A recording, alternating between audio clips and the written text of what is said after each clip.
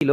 So এই মুহূর্তে বলা যায় আরো গ্রো করবে ইনশাআল্লাহ Tanvir sports battalion Tanvir. So let's see যে কেমন একটা পারফরমেন্স দিতে পারে সামনে থাকা অন্য কোনো দল। এন্ড সামনের দিকে প্রসেসটা শুরু হয়ে গেছে আলিফের একটা রেবেল টাইপ গেম প্লে কিন্তু শুরু হয়ে গেছে, একটা ওয়াও লেভেলের শো শুরু হয়ে গিয়েছে। সামনের দিকে ফ্রন্টে player the dangerous man is getting ready, the সাটগায়া ফুয়া ইজ রেডি, লেটস গো চাটগায়া। ও প্রান্ত ওয়ার a shot of woodpecker, and woodpecker higher ground থেকে শট কানেক্ট করে নকডাউনটা বের করে ফেলবেন। এই মুহূর্তে আমি আলিফের উপর একটা বলতে গেলে আশা রাখি যে এই ম্যাচটা বুইয়া নিতে পারবে বিডি চপ্পন, কালাহারির কিং হয়ে আসতে পারবে বিডি চপ্পন।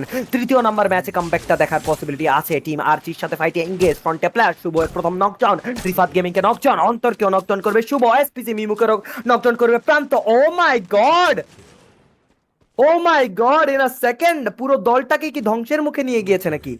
পুরো দলটাকে কি ধ্বংসের মুখে নিয়ে গেছে নাকি? একটা মাত্র প্লেয়ার রিমেনিং, আলিফ স্পট করে ফেলবে প্লেয়ার, আলিফের শট কানেকশন নকডাউন। ও আলিফ এই থেকে যে স্পট করলে মনস্টারস লেভেল গেম প্লে ফ্রম আলিফ মাই বয়।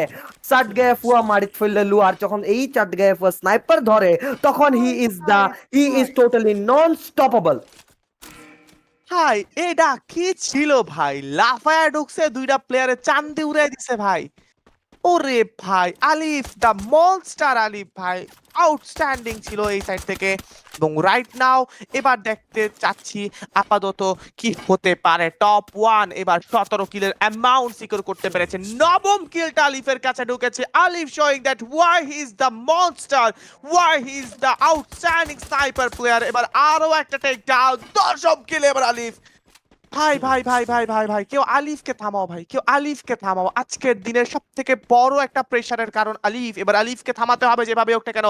10টি কিল যখন তিনি নিয়েছেন, এবার তাকে থামানোর প্রসেসটা কিন্তু করতে হবে। পেছন থেকে গেমিং জিহাদ আছেন, মাথায় রাখতে হবে সার্কেলের একদম কাছাকাছি বাংলাদেশ টপ আন, তবে একদম ওপেন স্পেসে সেখানে তারা আছেন। লেটস সি এই মুহূর্তে কি হয়। আপাতত এই সাইড থেকে আলিফ গেমিং অনেকে সাপোর্ট করে যাচ্ছেন। Tausif Zisan welcome to stream. ফিফার বেডি ভাই, আমি বাংলাদেশ টপ ওয়ানের ফ্যান, আমি রাঙ্গামাটি জেলা থেকে দেখছি। ওয়েলকাম টু স্ট্রিম ব্রো, কি অবস্থা? তবে এবার বাংলাদেশ টপ ওয়ান আরো একটাবার প্রেসার করার চেষ্টায় আছেন। বাংলাদেশ টপ ওয়ানে কিল ফিটটা একদিকে একটাবার তাকান শুধুমাত্র। তারপরে যে টিমটা আছে সেটা এমবিএল 10ম কিল নিয়ে তারা আছেন এবং তার আউটসাইডে আর কোনো টিম নেই। এবার ব্যাক টু ব্যাক দুটো টিম এবার ওয়াইপ আউট হয়ে যাবেন। ডাবল কিল 2x কিল নিয়ে রাখছেন বাংলাদেশ টপ ওয়ান। তাদেরকে ধরা ছোঁয়ার বাইরে এবার নিজেরা তাদের কিলিং স্প্রেটা ধরাটা কোনোভাবেই সম্ভব নয়। এবার টপ ওয়ান আরো একটা কিল দিবেন শুভর কাছ থেকে। কিলের ওপর কিল ধরছে, কিলের হিরিক পড়ে গিয়েছে পুরো টিমটার কাছে। এবার B4E পারবেন কিনা এখান থেকে একটা ফিনিশ মেক করতে। উপরের দিক থেকে আবার লিকুইড ফাহিমরা আছেন, মানিক গেমিংরা হবে সব থেকে বড় চ্যালেঞ্জের নাম এবার বাংলাদেশ টপ ওয়ানের জন্য।